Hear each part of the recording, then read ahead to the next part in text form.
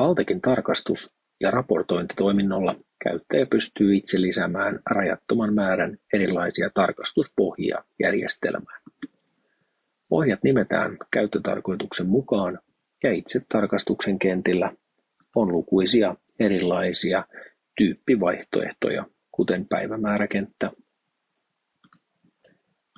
alasvetovalikoita halutuilla vaihtoehdoilla, checkbox-tyyppisiä kenttiä, arvokenttiä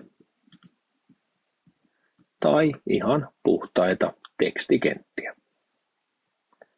Tarkastukselle on mahdollista lisätä myös liitteitä, kuten dokumentteja, valokuvia tai jopa videoita, jotka voidaan liittää raporttiin linkkeinä. Kätevää on myös se, että tarkastukselle saadaan yksi taikka useampi allekirjoitus nimen selvennöksineen. Itse tarkastus on kätevä suorittaa Altekin mobiilisovelluksella.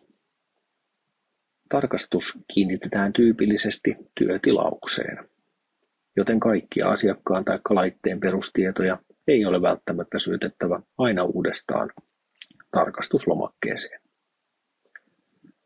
Tarkastus on myös välitallennettavissa, eli mikäli tarkastusta ei saada syystä tai toisesta kerralla suoritettua, voi sitä helposti jatkaa toisella kertaa, kuten tässä esimerkkitapauksessa ollaan tekemässä.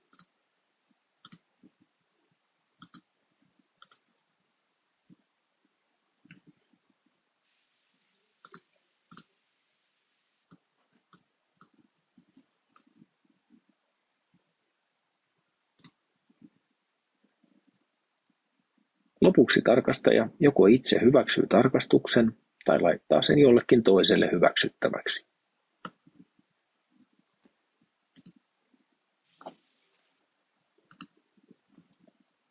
Hyväksytystä tarkastuksesta syntyy PDF-raportti, joka voidaan toimittaa asiakkaalle vaikka suoraan järjestelmästä.